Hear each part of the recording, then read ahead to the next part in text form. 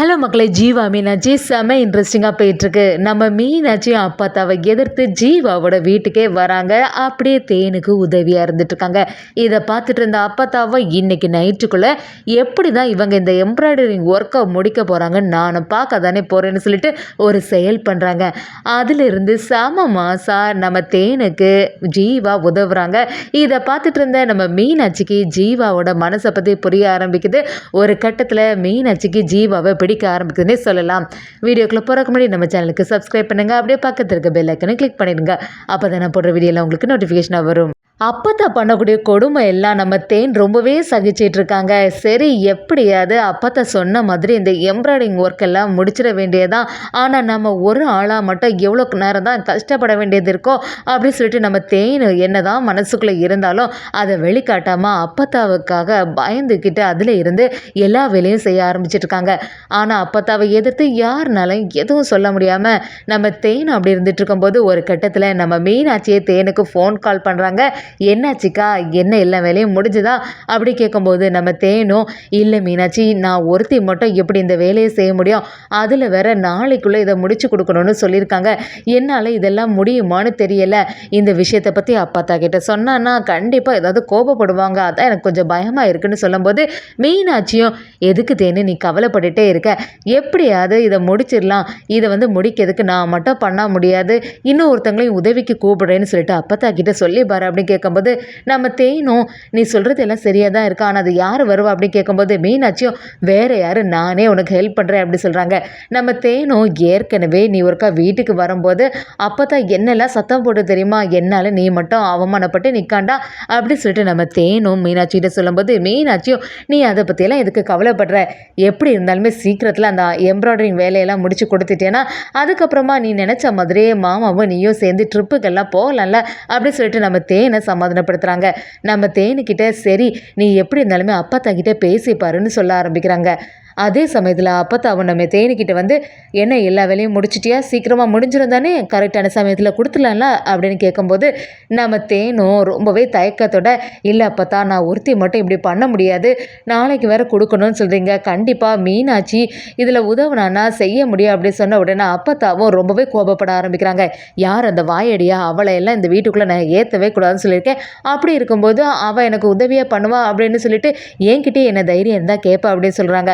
அதை கேட்ட மீனாட்சியும், இல்லை அப்பத்தா, நீங்கள் ஏற்கனவே ஒருத்தங்கிட்ட சொல்லி வச்சுருக்கீங்கல்ல, இன்னைக்குள்ளே நான் இந்த எம்ப்ராய்டரிங் வேலை எல்லாமே முடித்து தந்துடுவேன்னு, அப்போ அந்த இடத்துல நீங்கள் அவமானப்பட்டு நிற்காண்டா, அதனால தான் நான் இந்த மாதிரி சொல்கிறேன் அப்படின்னு சொன்ன உடனே நம்ம அப்பத்தாவும், எப்படி இருந்தாலும் இவ்வளோ முடிக்க முடியாது, அதை மீனாட்சி வந்தால் மட்டும் எல்லாத்தையும் முடிச்சு கொடுத்துருவாளாக்கோ, சரி என்ன தான் நடக்குன்னு பார்ப்போன்னு சொல்லி அப்பத்தாவும், சரி என்னவும் பண்ணுங்க, ஆனால் கரெக்டான சமயத்தில் எனக்கு எல்லாமே வந்தாகணும் அப்படின்னு சொல்லிட்டு அப்பத்தாவும் நம்ம தேனுக்கிட்ட சொல்லும்போது தேனும் மீனாட்சி கிட்ட ஃபோன் பண்ணி, மீனாட்சி நாளைக்கு கண்டிப்பாக வீட்டுக்கு வந்துடு, நீயும் எனக்கு உதவி பண்ணினா கரெக்டான சமயத்தில் எல்லாம் பண்ணிடலான்னு சொல்கிறாங்க. நம்ம மீனாட்சி சரின்னு சொல்லிட்டு அடுத்த நாள் காலையிலேயே நம்ம மீனாட்சி ஜீவாவோட வீட்டுக்கு வந்துடுறாங்கன்னே சொல்லலாம். நம்ம தேனுக்கு மீனாட்சியை பார்த்தோன்னே தான் ஒரு நம்பிக்கை வருது.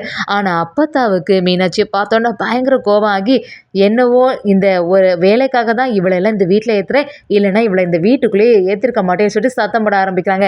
என்னதான் இருந்தாலும் வழக்கம் போல் மீனாட்சி அப்பத்தான் சொல்கிறது எல்லாம் காதில் வாங்காமல் நம்ம தேனுக்காக உதவி பண்ணுறதுக்காண்டி அந்த இடத்துக்கு வந்துடுறாங்க. அங்கே நம்ம தேனும் மீனாட்சியை சேர்ந்து எல்லா எம்ப்ராய்டரிங் வேலையும் பார்க்க ஆரம்பிக்கிறாங்க. இதெல்லாம் பார்த்துட்டு இருந்தா அப்பத்தாவும், இப்போ என்ன பண்ணுறது, இவங்க போகிற போக்க பார்த்தா முடிச்சிருவாங்க போலையே அப்படின்னு சொல்லிட்டு யோசிச்சுட்டு இவங்களை பண்ண விடக்கூடாது, அதுக்கு என்ன வேலை செய்யலான்னு சொல்லிட்டு யோசிக்கும் போது, நைட்டு கரண்ட் இருந்தால் தானே இவங்க இந்த வேலையெல்லாம் முடித்து காலையில் எல்லா வேலையும் செய்வாங்க, பேசாமல் கரண்ட்டை கட் பண்ண வச்சிட வேண்டியதான்னு சொல்லிட்டு அப்பத்தாவும் பாண்டி எல்லாம் சேர்ந்து ஒரு பிளானை போடுறாங்க. அவங்க பிளான் படியே அந்த பவரை கட் பண்ணி விடுறாங்க. இது யாருக்குமே தெரிய மாட்டேங்குது. நம்ம ஜீவாவும் மீனாட்சி அந்த இடத்துல இருக்கிறத பார்த்த உடனே சந்தோஷப்படுறாங்கன்னு சொல்லலாம். மீனாட்சி, தேன்மொழி இவங்க எல்லாருக்கும் உதவியாட்டு ஜீவா இருந்துகிட்டே இருக்காங்க. அந்த சமயத்தில் கரெக்டாக கரண்ட் கட் ஆனோடனே வீட்டில் உள்ளவங்க எல்லாருமே ஆச்சரியப்பட்டு, என்னாச்சு இந்த நேரத்தில் கரண்ட் கட் ஆகிட்டு, சரி கொஞ்சம் நேரத்தில் வந்துருமா இருக்கும் அப்படின்னு சொல்லிட்டு வெயிட் பண்ணி பார்க்குறாங்க. ஆனால் கரண்ட் வந்த மாதிரி இல்லை. நம்ம தேனுக்கும் நேரம் ஆக ஆக கொஞ்சம் பதட்டம் ஆகிடுது. இப்போ கரண்ட் மட்டும் இல்லைன்னா இந்த ஒர்க்கெல்லாம் எப்படி முடிக்க முடியும், அதுவும் நாளைக்கு சீக்கிரத்தில் இவ்வளோத்தையும் கொடுக்கணுமே, இப்போ என்ன செய்யறதுன்னு சொல்லிட்டு குழம்பி போய் நிற்கும் போது, சரி கரண்ட் சீக்கிரமாக வந்துடும் அப்படின்னு சொல்லிட்டு எல்லாரும் எதிர்பார்த்து பார்த்துட்டு இருக்காங்க. வீட்டுக்குள்ள வெக்க தாங்க முடியாதனால வெளியில வந்தே இருக்காங்க நெறைய நேரமாட்டு. கொஞ்ச நேரம் ஆகியும் வராத உடனே எல்லாரும் தூக்கம் வருதுன்னு சொல்லிட்டு கிளம்பி போயிடுறாங்க. ஆனா நம்ம தேனும், மீனாட்சியும் என்ன பண்றதுன்னு யோசனையில இருக்கும்போது, ஜீவா தான் கடைசி நேரத்துல வந்து ஒரு பெரிய உதவி செய்றாங்கன்னே சொல்லலாம். நம்ம ஜீவாவும் மீனாட்சிட்ட நான் இருக்கும்போது, "நீங்க எதுக்கு கவலைப்படுறீங்க? இப்போ உடனே கரண்ட் தானே வேணும். ஒரு லைட் ரெடி பண்ணி தரேன்னு" சொல்லிட்டு, நம்ம ஜீவா அதுக்கான வேலைகள்ல ஈடுபட்டு அந்த லைட்ட அரேஞ்ச் பண்ணிடுறாங்கன்னே சொல்லலாம். அத பார்த்துட்டு இருந்த நம்ம தேனுக்கு சந்தோஷம் தாங்க முடியல.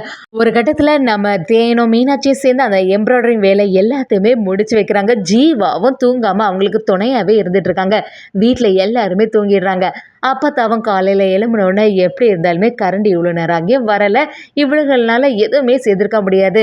இதான் சரியான சமயம். தேனை போய் பார்க்கும்போது எப்படியும் அந்த எம்ப்ராய்டரி வேலையை முடிச்சிருக்க மாட்டா. அவளுக்கு சரியா ஆப்பு வச்சிடலான்னு சொல்லிட்டு அப்பத்தாவும் எல்லாரும் தயாராகிட்டு இருக்கும்போது, இன்னொரு சைடு பார்த்தீங்கன்னா நம்ம தேனும் ரொம்ப டயர்டா இருக்கிறத கவனிச்ச அப்பத்தாவும் அப்படியே தேனுக்கிட்ட வந்து, "ஏய் என்ன தூங்கிட்டியா? என்ன நைட்டு ஃபுல்லா இருந்து எல்லா வேலையும் முடிச்சிருவேன்னு சொல்லிட்டு என்னெல்லாமோ பேசிட்டு இருந்த. இதில வேற உன் தங்கச்சி வேற கூட்டிட்டு வந்த. 2 பேரும் சேர்ந்து எல்லாம் முடிச்சிட்டீங்களாக்கும்" அப்படின்னு சொல்லிட்டு அப்பத்தான் ரொம்ப எகத்தளமா பேச ஆரம்பிக்கிறாங்க. அதை கேட்ட தேனு ரொம்ப அமைதியா இருக்கும்போது, நம்ம மீனாட்சியும் அவங்கள எதிர்த்து பேசவே கூடாதுன்னு சொல்லிட்டு என்னதான் நடந்தாலும் அமைதியாவே இருந்துட்டு இருக்காங்க. அதை பார்த்துட்டு இருந்த அப்பத்தாவே, இந்த மீனாட்சி சும்மா இருக்க மாட்டாளே, என்ன இப்ப நம்ம இவ்வளோ பேசி அமைதியா இருக்காளே, சரியில்லையேன்னு சொல்லிட்டு மறுபடியும் மீனாட்சியை சீண்ட ஆரம்பிக்கிறாங்க. "என்ன உங்க அக்கா கூட சேர்ந்து எல்லா வேலையும் முடிச்சிருவேன்னா என்னாச்சு?" அப்படின்னு சொல்லிட்டு எகத்தளமா கேட்கவும், நம்ம தேனும் ஆமா எல்லாமே முடிச்சிட்டேன்னு சொல்லிடுறாங்க. அதை கேட்டு அப்பத்தா அப்படியே அதிர்ச்சியாகி, "என்னவா இருக்கும்? அதான் நைட்டு ஃபுல்லா கரண்டே இல்லைன்னு சொல்லிட்டு உங்கனால கரண்ட் இல்லாம எப்படி அந்த எம்ப்ராய்டரி வேலையை முடிக்க முடிஞ்சுதா?" அப்படின்னு கேட்கும்போது, நம்ம ஜீவாவும் செம மாசம் அந்த இடத்துல வந்து நிற்கிறாங்க. "எல்லாம் நான் தான் செய்த வேலை அப்பத்தா" அப்படின்னு சொல்லும்போது, அப்பத்தா அந்த ஜீவாவை திட்ட ஆரம்பிக்கிறாங்க. "உன்னால எந்த பிரயோஜனமே இல்லை. அப்படி இருக்கும்போது இவங்களுக்கு நீ உதவி பண்ணியாக்கும்" அப்படின்னு சொல்லிட்டு அப்பத்தா ஜீவாவை திட்டும்போது, ஜீவாவும் எதுக்கு எப்போவுமே மதனியை குற்றம் சொல்லிட்டே இருக்க, அதான் சொல்லிட்டு இருக்காங்கல்ல அவங்க தான் எல்லா வேலையும் முடிச்சிட்டாங்கன்னு சொல்லிட்டு நம்ம தேனும் எல்லாத்தையுமே ரெடி பண்ணி அப்படியே வச்சிருக்காங்க. அதை பார்த்து அப்பதான் அதிர்ச்சியாகி நிற்கிறாங்க. என்ன இவ சொன்ன மாதிரி நடத்திட்டா போலயே. சரி இதை என்ன பண்றதுன்னு யோசிக்கும் போது நம்ம தேனும் அப்பதான் இப்ப எல்லாமே ரெடியா இருக்கு. அவங்க சொன்ன மாதிரி இத்தனை எம்ப்ராய்டரிங் வேலையும் முடிஞ்சிட்டு இதை உடனே அவங்கள்ட்ட போய் கொடுக்க வேண்டியதுதானே அப்படி சொல்லும்போது, அப்பத்தாவுக்கு அதை எதிர்த்து எதுவுமே செய்ய முடியல. நம்ம தேனும் சொன்ன மாதிரியே சொன்ன டைமுக்கு அவங்கள்ட்ட எல்லாத்தையும் கொண்டு சேர்த்துறாங்க. நம்ம தேனோட ஒர்க்கை பார்த்து அவங்க அப்படியே மிரண்டு போய் நிற்கிறாங்க. என்ன இவ்வளோ டைமுக்குள்ளே இத்தனை துணிகளை ரெடி பண்ணிட்டீங்களே, இதை நான் கொஞ்சம் கூட எதிர்பார்க்கவே இல்லை. அதுவும் இது எல்லாமே நல்லா இருக்குது, எனக்கு இது ரொம்பவே பிடிச்சிருக்கு. இதே மாதிரி நிறைய உங்களுக்கு ஆர்டர் தரேன், நல்லபடியாக செய்து முடிப்பீங்களான்னு சொல்லிட்டு நம்ம தேனுக்கிட்டே கேட்குறாங்க. இதையும் அப்போ தான் பார்த்த உடனே என்னது இது, ஈவா பண்ண வேலைக்கு இவ்வளோ மதிப்பு இருக்கா அப்படின்னு சொல்லிட்டு ஆச்சரியப்பட்டாலும் அதை வெளிக்காட்டாமல் தேனை எப்பவும் போல் கரிச்சு கொட்டிகிட்டே இருக்காங்க. நம்ம தேனுக்கு அந்த பாராட்டை கேட்கும்போது சந்தோஷமாக தான் இருக்குது. என்னதான் நம்ம தேனு உழைச்சாலும் அதுக்கு கிடைச்ச கூலி எல்லாத்தையுமே நம்ம அப்பதான் எல்லாத்தையுமே வாங்கிடுவாங்கன்னே சொல்லலாம். அதே சமயத்தில் நம்ம மீனாட்சிக்கு ஜீவாவோட நல்ல மனசு எல்லாமே புரிய ஆரம்பிக்குது. ஒரு கட்டத்தில் மீனாட்சிக்கு ஜீவாவை பிடிக்க ஆரம்பிக்குதுன்னு சொல்லலாம்.